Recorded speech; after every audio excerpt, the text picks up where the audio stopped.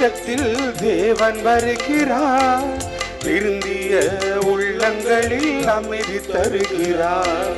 திருப்பலி பீடத்தில் தேவன் வருகிறார், திருந்திய உள்ளங்களில் அமைதி தருகிறார். ஆனந்த பொங்கிட அதிசயங்கள் நடந்திட ஆண்டவன் சந்நிதிக்கு விரைந்து வாருங்கள்.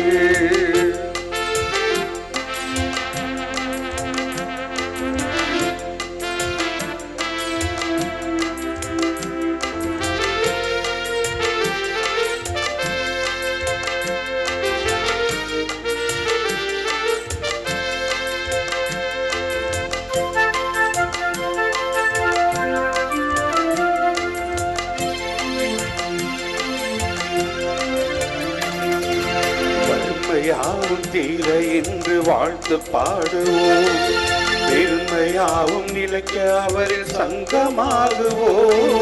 பெருமையாவும் தீர என்று வாழ்த்து பாடுவோம், பெருமையாவும் நிலைக்க அவரில் சங்கமாகுவோம். அவரில் சங்கமம் வாழ்வில் சந்தோஷம், அவரில் நிலைத்திருந்தால் மிகுந்த கனி கொடுப்போம். சீடராக வாழ்ந்து காட்டுவோம், இந்நாளுமே ஆனந்த பொங்கிட அதிசயங்கள் நடந்திட ஆண்டவன் சந்நிதிக்கு விரைந்து வாருங்கள். ஆனந்த பொங்கிட அதிசயங்கள் நடந்திட ஆண்டவன் சந்நிதிக்கு விரைந்து வாருங்கள். தந்தை மகன் தூயாவியாரின் பெயராலே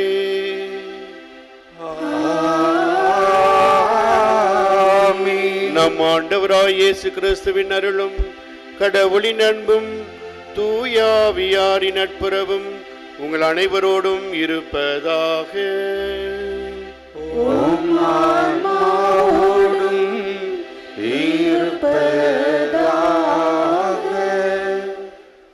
அன்னையின் அன்பு பக்தர்களே, இத்திருப்பலியானது ஆலயத்திலே கூடியிருக்கும் பக்தர்களின் கருத்துகளுக்காகவும் ஜெயா பிளஸ் தொலைக்காட்சி, திருத்தல இணையதளம் மற்றும் அனைத்து சமூக ஊடகங்களின் வழியாக பங்கெடுக்கும் பக்தர்களின் கருத்துகளுக்காகவும் இன்றைய நாளின் ஒளிபரப்பிற்கு உதவி செய்த நன்கொடையாளர்களின் குடும்ப கருத்துகளுக்காகவும் நேற்று திருப்பலி எழுதி வைத்தவர்கள் கருத்துகளுக்காகவும் ஒப்புக் கொடுக்கப்படுகிறது. மேலும் இந்த ஒளிபரப்பை காணுகின்ற அனைத்து அன்னையின் பக்தர்களையும் இறைவன் நிறைவாக ஆசீர்வதிக்கவும் இத்திருப்பலியிலே மன்றாடுவோம். Dear devotees, this Mass is offered for all the faithful gathered here and those who are participating to the Jaya Plus, Shrine Web TV, as well as other social media, and in all special way for all those sponsors of this live telecast Mass, and those who wrote their Mass intention yesterday, and all the devotees of Our Lady of Health Velankani who are watching the same. திருப்பலியை தகுந்த விதத்தில் ஒப்புக் கொடுக்க நமக்கு தடையாக இருக்கின்ற பாவங்களுக்காக மனவருந்தி மன்னிப்பை இறைஞ்சுவோம். எல்லாம் வல்ல இறைவனிடமும் சகோதர சகோதரிகளிடமும் நான் பாவியனை ஏற்றுக்கொள்கின்றேன். ஏனெனில் என் சிந்தனையாலும் சொல்லாலும் செயலாலும் கடமையில் தவறியதாலும் பாவங்கள் பல செய்தேன். என் பாவமே, என் பாவமே, என் பெரும் பாவமே. ஆகையால் எப்பொழுதும் கன்னியான புனித மரியாவையும் வானதூதர் புனிதர் அனைவரையும் சகோதர சகோதரிகளையும் நம் இறைவனாகிய ஆண்டவரிடம் எனக்காக வேண்டிக் கொள்ள மன்றாடுகின்றேன். எல்லாம் வல்ல இறைவன் நம் இரக்கம் வைத்து நம் பாவங்களை மன்னித்து நம் நிலை வாழ்வுக்கு அழைத்து செல்வாராக. ஆமென்.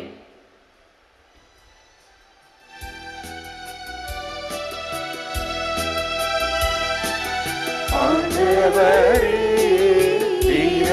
இரக்கமாயிரும். ஆண்டவரே இரக்கமாயிரும். கிறிஸ்துவே இரக்கமாயிரும். கிறிஸ்துவே இரக்கமாயிரும். ஆண்டவரே இரக்கமாயிரும்.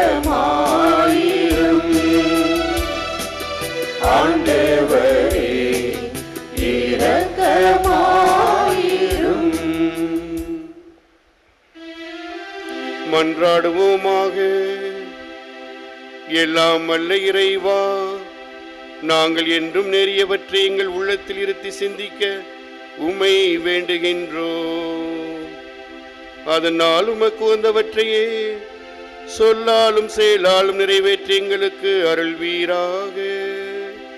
உமோடு தூயாவியாரின் ஐக்கியத்தில் இறைவனாம் என்றென்றும் வாழ்ந்து ஆட்சி செய்கின்ற எங்கள் ஆண்டவரும் உம் திருமகனுமாய் இயேசு கிறிஸ்து வழியாக உம்மை மன்றாடுகின்றோம்.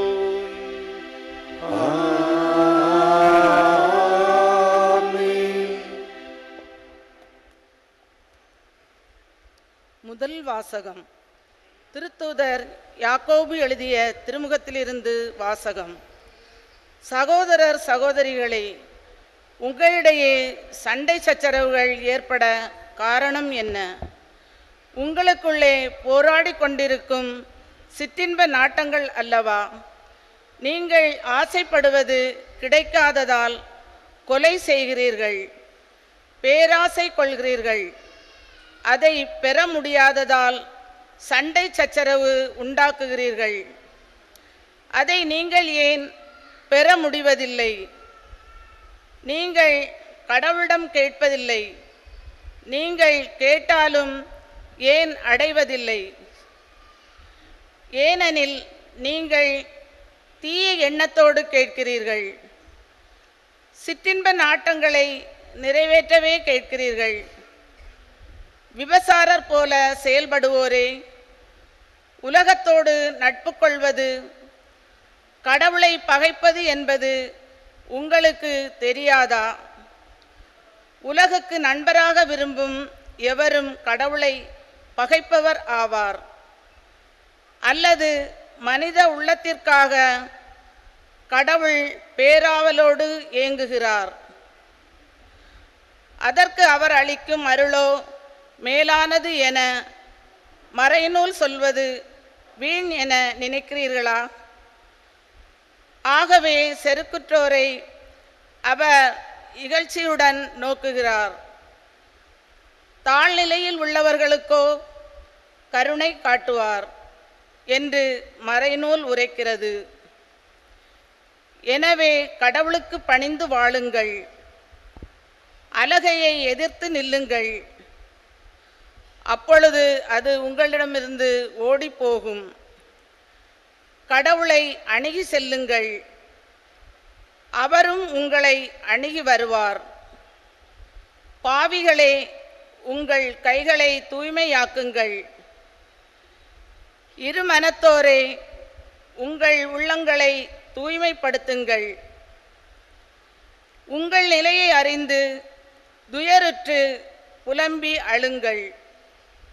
உங்கள் சிரிப்பு புலம்பலாகவும் மகிழ்ச்சி ஆழ்துயரமாகவும் மாறட்டும். ஆண்டவர் முன் உங்களை தாழ்த்துங்கள், அவர் உங்களை உயர்த்துவார். ஆண்டவர் வழங்கும் அருள்வாக்கு. இறைவனுக்கு நன்றி. திருப்பாடல் 55 பதிலுரை பாடல் பல்லவி.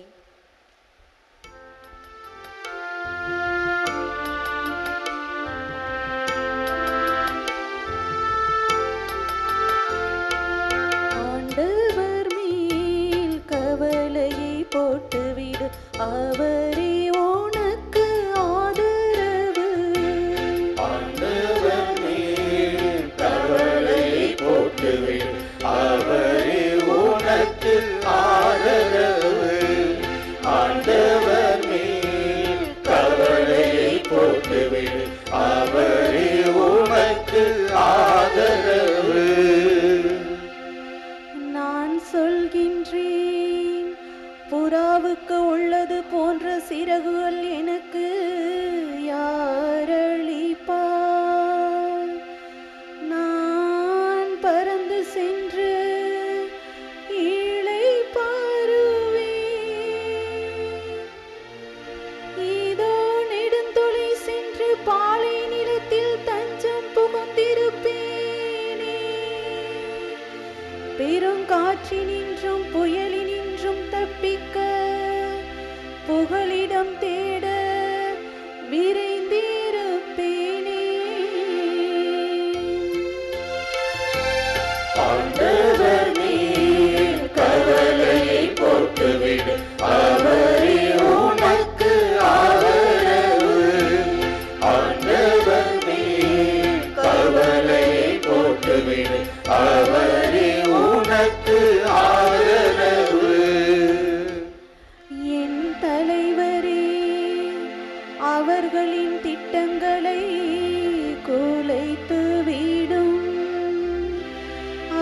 மக்களின் பேச்சில் குழப்பத்தை உண்டாக்கும்.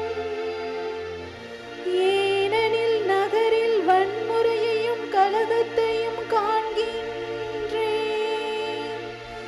ஆண்டவர் மேல் உன் கவலையை போட்டுவிடு, அவர் உனக்கு ஆதரவளிப்பார். ஆண்டவர் மேல் கவலை போட்டுவிடு, அவரே உனக்கு ஆதரவு. ஆண்டவர் மேல் கவலை போட்டுவிடு, அவரே உனக்கு ஆதரவு.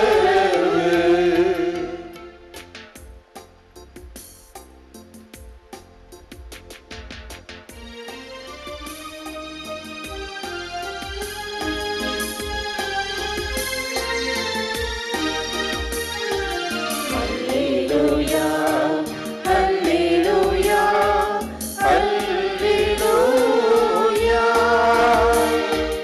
alleluia, alleluia, alleluia, alleluia, alleluia, alleluia, alleluia. நானும் நம் ஆண்டவர் இயேசு கிறிஸ்துவின் சிலுவையை அன்றி வேறு எதை பற்றியும் ஒருபோதும் பெருமை பாராட்ட மாட்டேன். அதன் வழியாகவே உலகம் சிலுவையில் அறையப்பட்டிருக்கிறது, நானும் சிலுவையில் அறையப்பட்டிருக்கிறேன். Alleluia, alleluia, alleluia, alleluia, alleluia, alleluia, alleluia.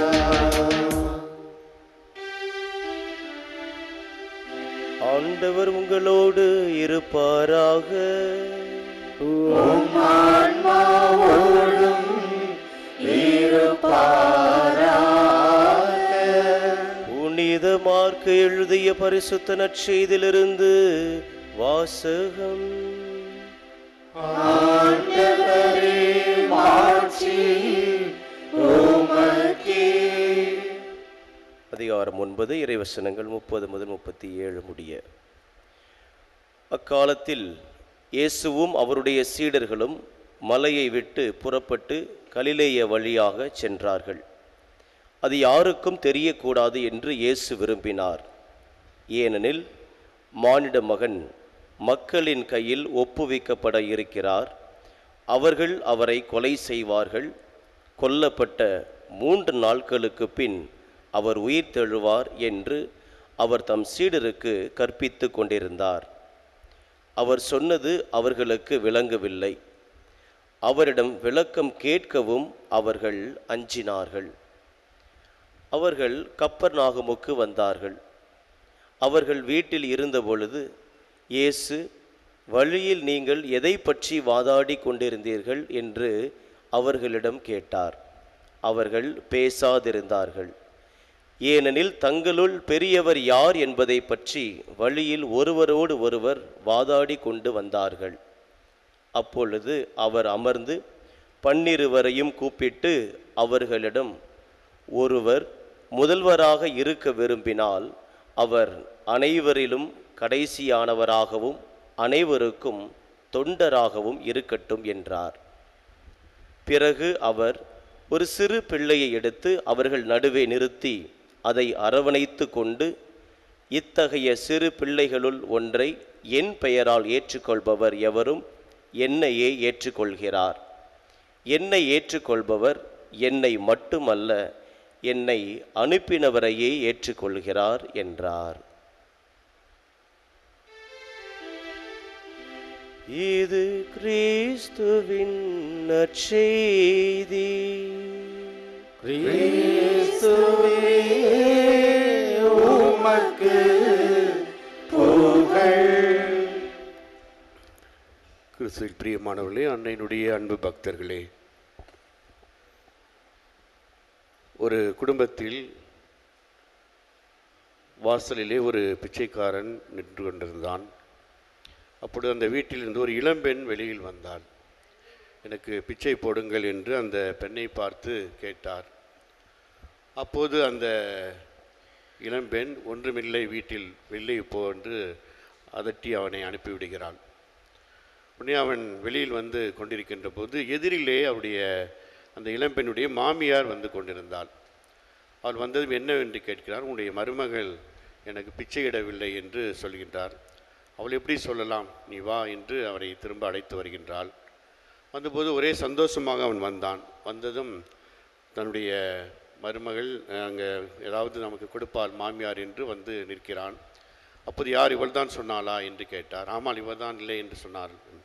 நான் மாமியார், இந்த வீட்டில் அதிகாரம் படைத்தது நான் ஒரு ஆள் தான், நான் சொல்லுகிறேன், இப்போ உனக்கு பிச்சை ஒன்றும் இல்லை, வெளில போ அப்படின்னு சொல்லி சொன்னாலாம். ஆகவே இந்த அதிகாரம் வந்து குடும்பத்தில் மட்டுமல்ல, எல்லா இடங்களிலும் இந்த பதவிகளுக்கும் அந்த பட்டத்திற்கும் அலைபவர்களை நாம் பார்க்கலாம். அவை இது திருச்சபை மட்டுமல்ல, ஊரிலும் சரி, உலகத்திலும் சரி, நாடுகளிலும் எல்லா இடங்களிலும் இந்த அதிகாரம் பிடித்தவர்கள் இருப்பதை நாம் பார்க்கலாம். ஒரு பதவி வந்துவிட்டாலே அவர்களை பிடிக்க முடியாது என்ற அளவிற்கு அவர்கள் தங்களை மாற்றிக்கொள்கின்ற அளவிற்கு இந்த அதிகாரம் அவர்களை மிகவும் அங்கே கொடுமைப்படுத்துவதை பார்க்கலாம். நிறைய பேர் அந்த பட்டத்திற்காகவும் பதவிக்காகவும் சண்டை போட்டுக்கொண்டு போட்டி போட்டு கொண்டிருக்கின்ற இந்த உலகத்தில் நாமும் ஒருவராக இங்கு பிறந்திருக்கிறோம். அவை நமக்கு கொடுக்கப்பட்ட அந்த அதிகாரத்தையும் பதவியும் நாம் எப்படி பயன்படுத்துகிறோம் என்பதை ஆண்டவர் இயேசு கிறிஸ்துவின் வழியாக நாம் கற்றுக்கொள்ள வேண்டும். அவை எனக்கு கொடுக்கப்பட்ட அதிகாரம் பதவி பணி புரிவதற்காக தான், என்னுடைய சுயநலத்திற்காக அல்ல, மற்றவர்களுக்கு உதவி செய்வதற்காக தான் என்பதை பல இடங்களிலே தெல்ல தெளிவாக நமக்கு எடுத்து வைக்கிறார் ஆண்டவர் இயேசு கிறிஸ்து. அதை தான் இன்றைய சிந்தனையாக நாம் எடுத்துக்கொண்டிருக்கிறோம். பணி புரியவே நமக்கு கொடுக்கப்பட்ட பதவி அதிகாரம் என்பதை நாம் உணர வேண்டும். இயேசுவிடம் நிறைய பேர் கேட்டார்கள், இந்த அதிகாரம்லாம் உனக்கு எப்படி வந்தது? சட்ட வல்லுநர்கள் மறைநூல் அறிஞர்களை மிஞ்சுகின்ற அளவிற்கு உன்னுடைய அதிகாரம் இருக்கிறது என்று அவரை பார்த்து கேட்டபோது அவர் அதை பற்றி கவலைப்படவில்லை. இந்த அதிகாரம் எனக்கு தந்தையிடமிருந்து தரப்பட்டது என்று தெல்ல தெளிவாக எடுத்து சொன்னார். அவர் வாழ்ந்த காலத்தில் இந்த அதிகாரம் என்பது அங்கே மூத்த சதுசேயர்கள், பரிசேயர்கள் இவரெல்லாம் சேர்ந்து தன்னுடைய செல்வாக்கை வைத்துக்கொண்டு, தன்னுடைய பதவிகளை வைத்துக்கொண்டு தாங்கள் பெரியவர்கள், அதிகாரம் படைத்தவர்கள் என்று ஒரு கூட்டம் இருந்தது. நாங்கள் இந்த பரம்பரையில் பிறந்துவிட்டோம், லேவியர் குடும்பத்திலே பிறந்துவிட்டோம், ஆகவே நாங்கள் மட்டும்தான் குருக்களாக இருக்க முடியும் என்று சொல்லிக்கொண்டு அப்படி ஒரு கூட்டம் இருந்ததை நாம் பார்க்கலாம். சட்ட வல்லுநர்கள், படித்த மேதைகள் நாங்கள் ஒருவர் தான், எங்களுக்கு தான் எல்லாம் தெரியும், அவே நாங்கள் தான் மேதாவிகள், நாங்கள் தான் அதிகாரம் படைத்தவர்கள் என்று வாழ்ந்த அந்த கூட்டத்திலே இயேசு புறப்படுகிறார். இப்படிப்பட்ட அதிகாரத்தை அவர் விரும்பவில்லை என்பதை தெல்ல தெளிவாக அவர்களுக்கு எடுத்துச் சொல்கிறார். அப்போதுதான் அவரை பார்த்து கேட்கின்றார்கள், உனக்கு இந்த அதிகாரத்தை கொடுத்தது யார்? உனக்கு எப்படி இந்த அதிகாரம் வந்தது என்று இயேசுவை பார்த்து அவர்கள் கேட்கின்றார்கள். அப்போது அவர் சொல்கின்றார், இந்த அதிகாரம் என்னை அனுப்பியவர் எனக்கு தந்தது. அவை என்னை யார் இங்கே உங்களுக்கு அனுப்பி வைத்தாரோ அந்த தந்தை கடவுள் எனக்கு கொடுத்தார். என்னில் யார் வாழ்ந்து கொண்டிருக்கிறாரோ அவர் எனக்கு கொடுத்தது. நான் செய்கின்ற செயல்கள் அனைத்தும் அவரால் தரப்பட்டது என்று அவர்களுக்கு தெல்ல தெளிவாக எடுத்துச் சொல்வதை நாம் பார்க்கிறோம். அவை அன்புக்குறியிலே அவர் எந்த பரம்பரையின் வழியாகவோ, அவை படித்ததின் வழியாகவோ, அவருடைய செல்வாக்கு வழியாக எந்த விதத்திலும் அவர் தன்னை காட்டிக் கொண்டதில்லை. அவை நான் மண்ணிலிருந்து இந்த அதிகாரத்தை பெற்றேன் என்றெல்லாம் அவர் சொல்லிக் கொள்ளவில்லை. நான் விண்ணிலிருந்து பெற்றுக்கொண்டேன் என்றெல்லாம் சொல்லவில்லை. மக்களோடு மக்களாக மற்றவருக்கு பணி செய்வதில் தான் என்னுடைய பதவி இருக்கிறது, என்னுடைய பட்டம் இருக்கிறது என்பதை பல இடங்களில் அவர் நிரூபித்திருப்பதை நாம் பார்த்திருக்கிறோம்.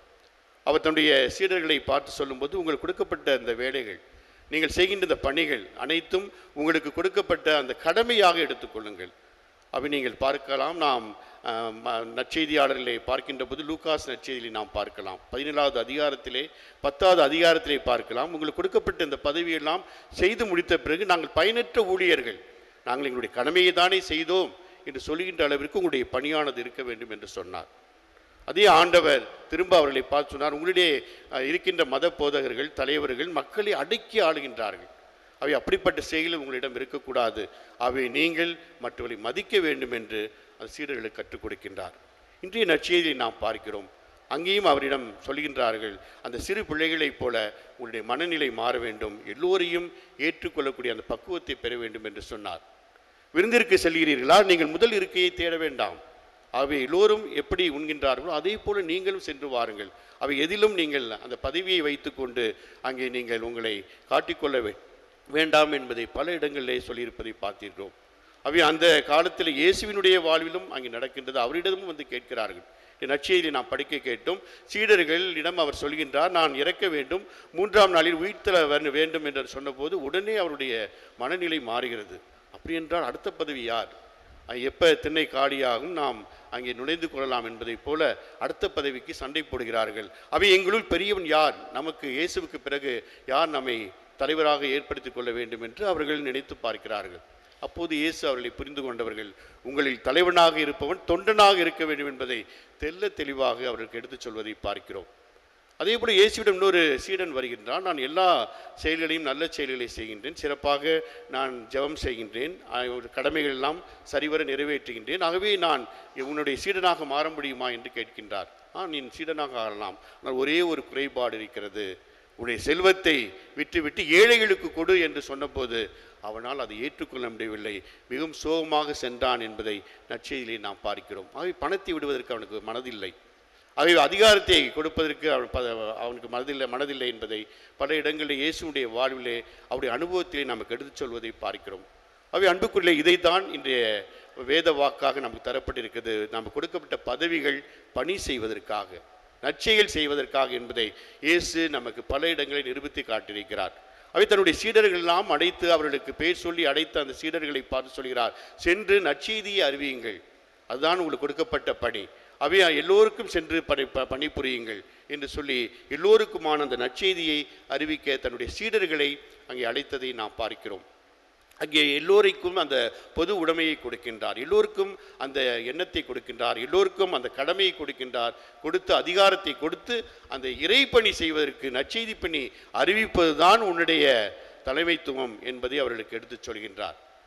அவர் அந்த தன்னுடைய அதிகாரத்தை எங்கே பயன்படுத்துகிறார் என்றால் பேய்களை ஓட்ட பயன்படுத்துகிறார், நோயாளிகளை குணப்படுத்துவதற்காக அங்கு பயன்படுத்துகிறார், அவர்களுடைய மனக்காயங்களை நீக்குவதற்காக பயன்படுத்துகிறார், மற்றவர்களை மன்னிப்பதற்காக தன்னுடைய அதிகாரத்தை பயன்படுத்துவதாக அன்புக்குறிகளை நாம் பார்க்கிறோம். இப்படிப்பட்ட அதிகாரத்தை தான் ஆண்டவர் இயேசு உங்களிடமிருந்தும் என்னிடமிருந்தும் எதிர்பார்க்கிறார். ஆகவே அப்படிப்பட்ட மனநிலையை நாம் மாற்றிக்கொள்ள தயாராக இருக்க வேண்டும். அவை அடுத்ததாக அவருடைய வாழ்வில் நாம் பார்க்கிறோம். அவருடைய சீடர்களை தேர்ந்தெடுப்பது கூட, அந்த நற்செய்தி பணிக்காக தலைமைத்துவத்தை தேர்ந்தெடுப்பது கூட தானே கடைசி வரை பிடித்துக்கொள்ள விரும்பவில்லை. உடனே அங்கே ராயப்பரை அழைக்கிறார். நீ பேதுரு, நீ பாறை, உன் மீது நான் திருச்சபையை கட்டுவேன் என்று அந்த ராயப்பருக்கு அந்த பதவியை கொடுக்கிறார். திருச்சபையினுடைய கண்டினியூஷன் என்று சொல்வார், தொடர்ச்சியாக அவரை முன்னிலைப்படுத்துவதாக பார்க்கிறோம். அவரை தொடர்ந்து அவர் சீடர்களுக்கு அந்த பதவிகளை கொடுத்து அங்கே அவர்களை பெருமைப்படுத்துவதாக நாம் பார்க்கிறோம். ராயப்பரின் வழியாக திருச்சபை இன்றளவும் செயல்படுவதை நாம் கண்கூடாக பார்த்து கொண்டிருக்கிறோம். ஆகவே பகிர்தல் அந்த அவருடைய வாழ்விலே இருந்ததை பார்க்கிறோம். எல்லாவற்றிலும் தன்னுடைய பகிர்வு மனப்பான்மையை அங்கே வெளிப்படுத்தினார். நாம் அப்படி செய்கின்றோமா? சில நேரங்களில் குடும்பத்தில் நான் தான் வீட்டு தலைவன், நான் தான் இந்த வீட்டுக்கு சொந்தக்காரன், அவை நான் சொல்வதை தான் மனைவி, குழந்தைகள் எல்லோரும் கேட்க வேண்டும் என்ற ஒரு அராஜக போக்கிலே சில குடும்பங்கள் நடப்பதை பார்க்கிறோம். முடிவு எடுத்து விட்டேன், நான் தான் முடிவு எடுப்பேன், நீ படிப்பதற்கு நான் தான் முடிவு எடுத்து விட்டேன், அவை நான் தான் எல்லாவற்றையும் தீர்மானிப்பேன், எந்த இதுக்கும் நான் உங்களுடன் ஆலோசிக்க மாட்டேன், எல்லாவற்றிற்கும் முடிவு எடுப்பேன் இந்த வீட்டு தலைவன், நான் ஆண் என்று சொல்லிக்கொண்டு நாம் செய்கிறோம் அல்லவா? அதுவும் அதிகாரத்திலே ஒரு வகைதான்.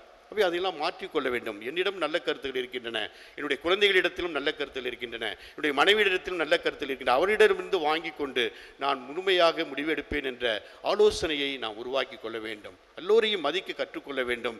எல்லோருக்கும் அதிகாரத்தை கொடுத்திருக்கிறார் கடவுள் என்பதை நாம் எண்ணிக்கொள்ள வேண்டும்.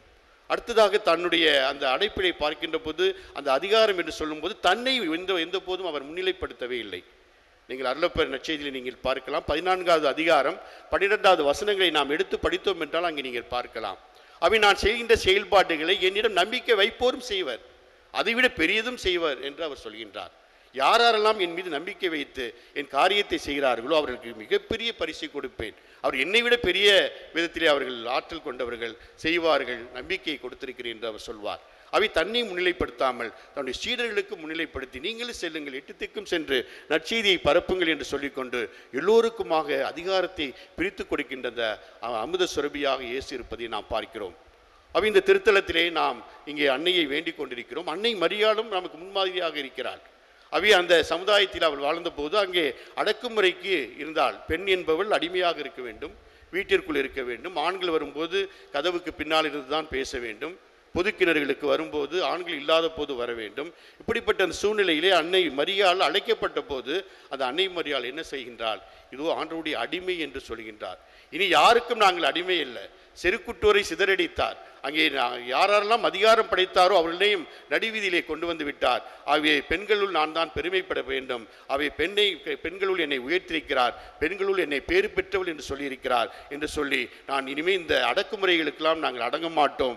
ஆகவே ஆண்டவர் ஒருவருக்கு மட்டும்தான் அடங்குவோம். இதோ ஆண்டவருடைய அடிமை என்று சொல்லி, ஆண்டவருக்கு மட்டுமே நான் அடிமை என்று சொல்லி புறப்பட்டவள் தான் அன்னை மரியாள். இவர்கள்தான் லட்சிய புருஷர்களாக இன்று நமக்கு இருந்து கொண்டிருக்கிறார்கள். ஆகவே அன்புக்குரியவர்களே, இன்று நமக்கு கொடுக்கப்பட்ட அதிகாரங்கள், பதவிகள், பட்டங்கள் அனைத்தையும் நாம் எதற்கு பயன்படுத்துகிறோம்? நான் இந்த மரபிலிருந்து வந்தேன், ஆகவே நான் பெரியவன். நான் இந்த பதவியில் இருக்கிறேன், ஆகவே நான் தான் பெரியவன். எனக்கு பணம் பட்டம் இருக்கிறது, ஆகவே நான் தான் பெரியவன் என்ற அந்த கர்வத்தை எல்லாம் தூக்கி போட்டுவிட்டு இயேசு சொல்கின்ற அந்த நற்பணியிலே நாம் இறங்குவோம். அந்த பணியை மற்றவருக்கு சொல்லி எடுத்து சொல்லுகின்ற அந்த அர்ப்பணத்திலே நாம் இறங்கின்ற போதுதான் நாமும் இயேசுவினுடைய உண்மையான சீடராக மாற முடியும். அப்படிப்பட்ட அழைத்தலுக்காகவும் அப்படிப்பட்ட எண்ணத்தை நாம் இடமிருந்து மாற்றுவதற்காகவும் இறைவனிடத்திலே வர வேண்டி ஜெபிப்போம். ஆமீன்.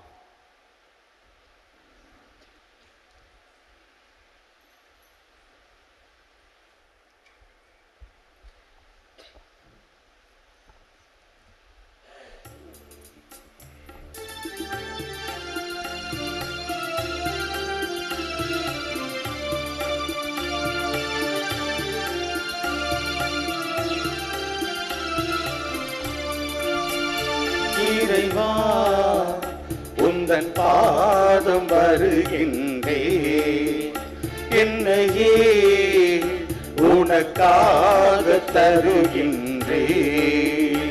இறைவா, உந்தன் பாதம் வருகின்றே, என்னையே உனக்காக தருகின்றே.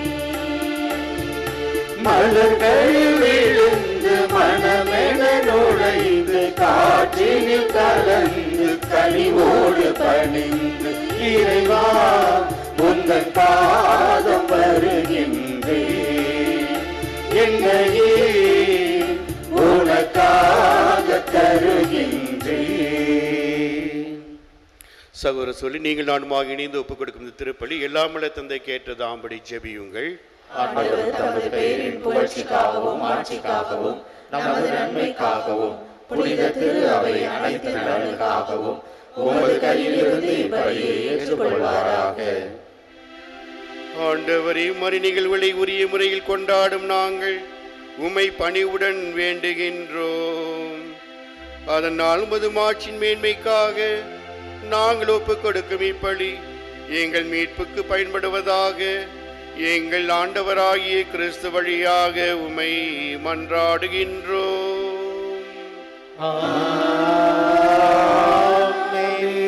ஆண்டவர் உங்களோடு இருப்பாராக.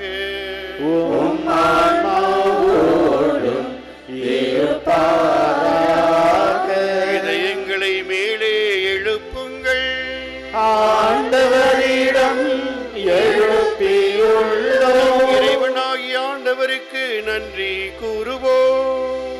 அது தகுதியும் நீதியும் ஆனதே. ஆண்டவரே, தூயவரான தந்தையே, என்றுமுள்ள எல்லாம் அல்ல இறைவா, என்னாலும் எவ்விடத்திலும் நாங்கள் உமக்கு நன்றி செலுத்துவது மெய்யாகவே தகுதியும் நீதியும் ஆகும்.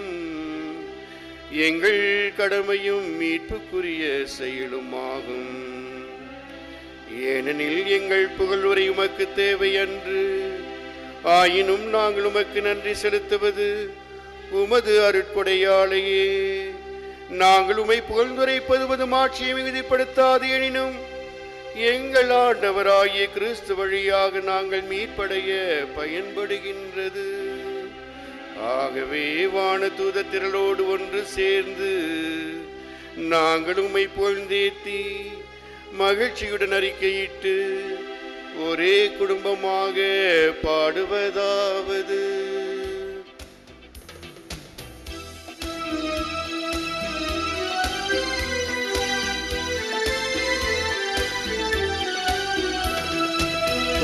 தூயவர் தூயவர் தூயவர் வான்படைகளின் கடவுளமாண்டவர்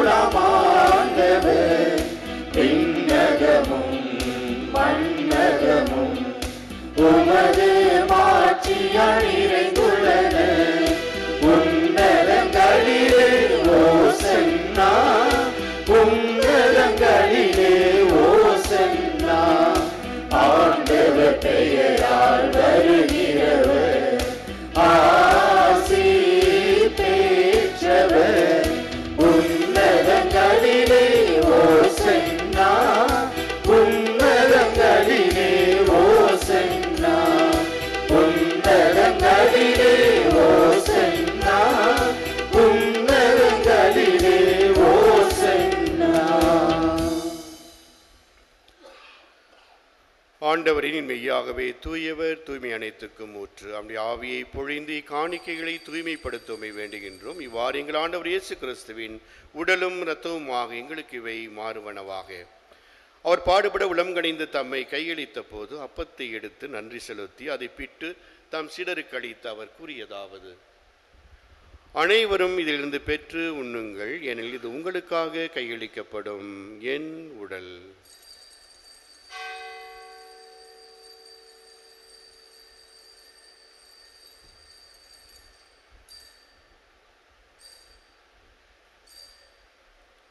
அவ்வனமே இரவு விருந்தி அருந்திய பின் கிண்ணத்தை எடுத்து மீண்டும் மக்கு நன்றி கூறி தம் சீடருக்கு அளித்து அவர் கூறியதாவது: அனைவரும் இதிலிருந்து பெற்று பருகுங்கள், ஏனெனில் இது புதிய நிலையான உடன்படிக்கைக்குரிய இரத்தத்தின் கிண்ணம். இது பாவ மன்னிப்புக்கென்று உங்களுக்காம் பலருக்காம் சிந்தப்படும். இதை நினைவாக செய்யுங்கள்.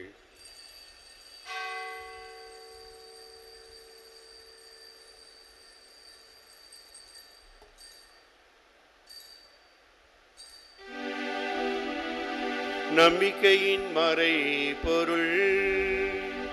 ஆண்டவரே, நீர் வருமளவும் உமது இறப்பினை அறிக்கையிடுகின்றோம், உமது உயிர்ப்பினையும் எடுத்துரைக்கின்றோம். ஆகவே ஆண்டவரே, நான் கிறிஸ்துவின் இறப்பினையும் உயிர்ப்பினை நினைவு கூர்ந்து வாழ்வு தர்ம அப்பத்தையும் மீட்பளிக்கும் கிண்ணத்தையும் உமக்கு ஒப்புக் கொடுக்கின்றோம். திருமணன்று உமக்கு ஊழியம் புரிய தகுந்தவளை எங்களை ஏற்றுக்கொண்டீர். எனவே உமக்கு நன்றி செலுத்துகின்றோம். மேலும் கிறிஸ்துவின் உடல் இரத்தத்தில் பங்குள்ள எங்களை தூயாவியார் ஒன்று சேர்க்க வேண்டும் என உமை தாழ்மையுடன் மன்றாடுகின்றோம். ஆண்டவரே, உலகெங்கும் பரவி இருக்கும் அது திரு அவையை நினைவு கூர்ந்தருளும். எங்கள் திரு தந்தை பிரான்சிஸ், எங்கள் மறைமாவட்ட பரிபாலகர் பேரருள் திரு ஐ சகாயராஜ் மற்றும் எங்கள் மறைமாவட்ட மேனாள் ஆயர் தேவதாஸ் அம்புரோஸ், எல்லா திரு நிலையினர் ஆகிய அனைவரோடும் உமது திரு அவை அன்பில் நிறைவு பெறச் செய்தருளும்.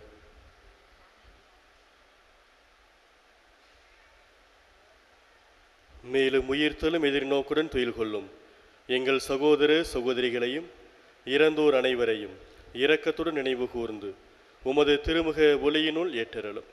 எங்கள் அனைவர் மீதும் இரக்கமாயிரும்.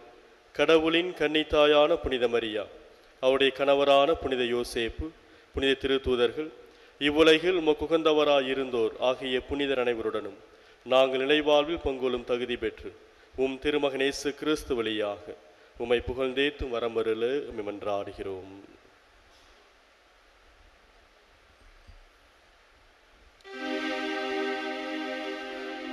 இவர் வழியாக இவரோடு இவரில் எல்லாம் அல்ல இறைவனாகிய தந்தையே, தூயாவியாரின் ஒன்றிப்பில் எல்லா புகழும் ஆட்சியும் என்றென்றும் உமக்கு உரியதே.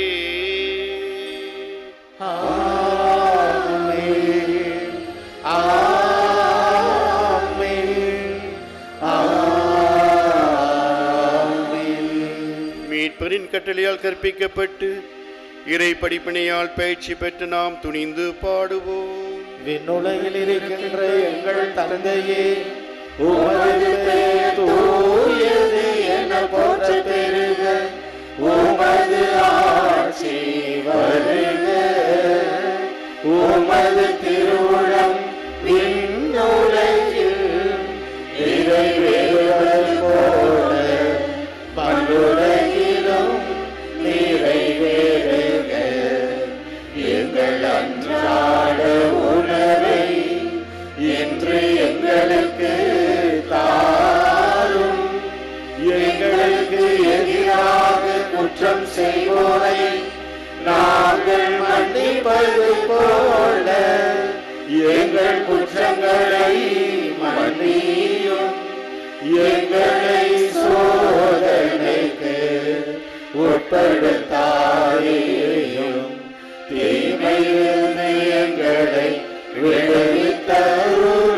ஆண்டவரே, பாவங்கள், தீமைகள், சோதனைகள் அனைத்திலிருந்தும் எங்களை விடுவித்து எங்கள் வாழ்நாளில் அமைதியை கனிவுடன் அருள உம்மை மன்றாடுகின்றோம். உமது இரக்கத்தின் உதவியால் நாங்கள் பாவத்திலிருந்து எப்போது விடுதலை பெற்று யாதொரு கலக்கமின்றி நலமாயிருப்போமாக. நாங்கள் இது நோக்கியிருக்கும் பேரின்பத்துக்காகவும் எம் மீட்பராய் இயேசு கிறிஸ்துவின் வருகைக்காம் காத்திருக்கின்றோம். ஏனெனில் ஆட்சியும் வல்லமையும் மாட்சியும் என்றென்றும் உமதே. ஆண்டவர் இயேசு கிறிஸ்துவே, அமைதி உங்களுக்கு விட்டுச் செல்கிறேன், அமைதி உங்களுக்கு அளிக்கிறேன் திருத்தூதர்களுக்கு மொழிந்தேன். இப்படி பாவங்களை எல்லாம் பாராமல் திருவை நம்பிக்கையை கண்ணோக்கும் திருவுளத்துக்கு ஏற்ப அதற்கு அமைதியும் ஒற்றுமையும் அளித்தல்ல திருவுளம் கொள்வீராக. என்றென்றும் வாழ்ந்து ஆட்சி செய்கின்றவர் நீரே. ஆண்டவருடைய அமைதி உங்களோடு என்றும் இருப்பதாக.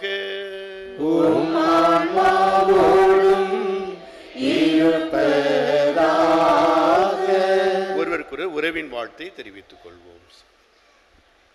உலகின் பாவங்களை போக்கும் இறைவனின் செம்மறியே, எங்கள் மேல் இரக்கமாயிரும்.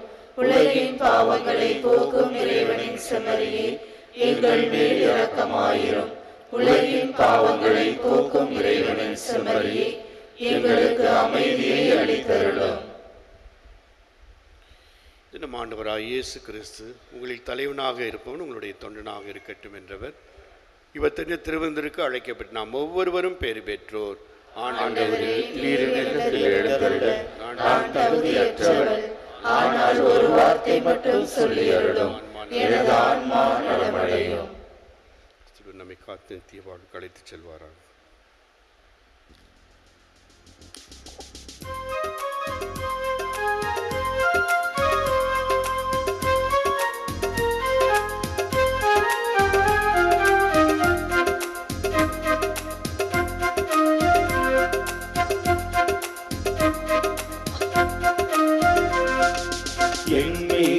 எந்தன் உள்ளம் வருகின்ற நேரம் இது, என் இயேசு எந்தன் உயிர் கலந்திடும் வேளை இது.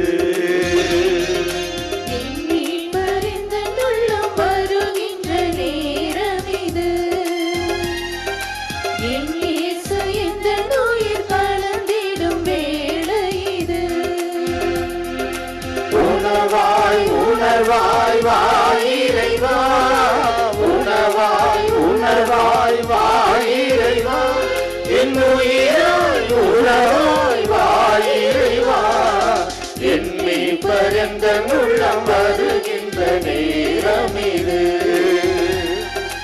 என் இயேசு எந்தன் உயிர் கலந்திடும் வேளை இது.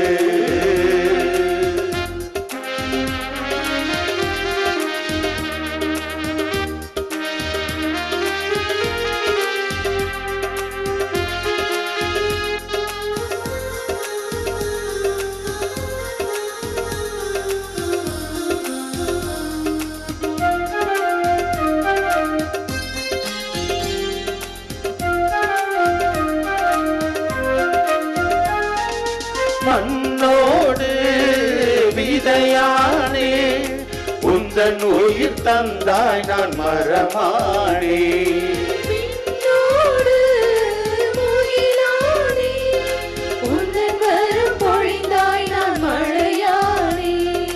கடலோடு கலந்திடும் நதியாக நான் உன்னை கலந்திடும் புது உறவு, கனிவோடு காத்திடும் கரம் பற்றி நடந்திடும் உன் அன்பு தரும்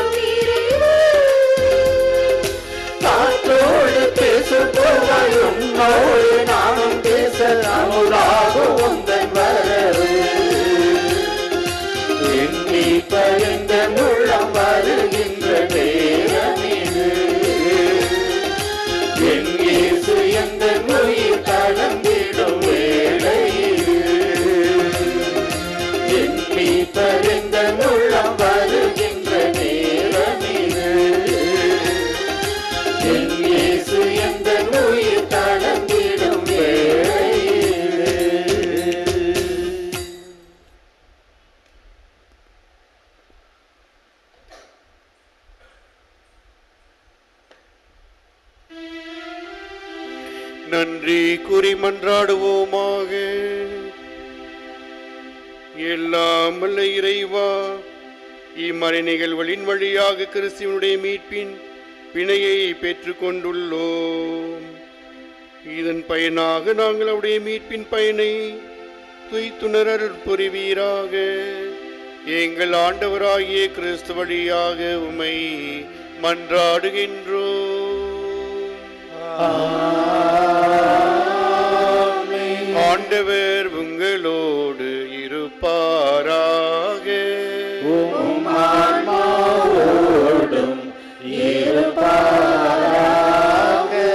எல்லாம் வல்ல இறைவன் தந்தை, மகன், தூயாவியார் உங்கள் அனைவரையும் நிறைவாக ஆசீர்வதிப்பாராக. கிறிஸ்துவின் அன்னையின் அன்பிலும் சென்று வருவோம். திருப்பலி நிறைவு பெற்றது.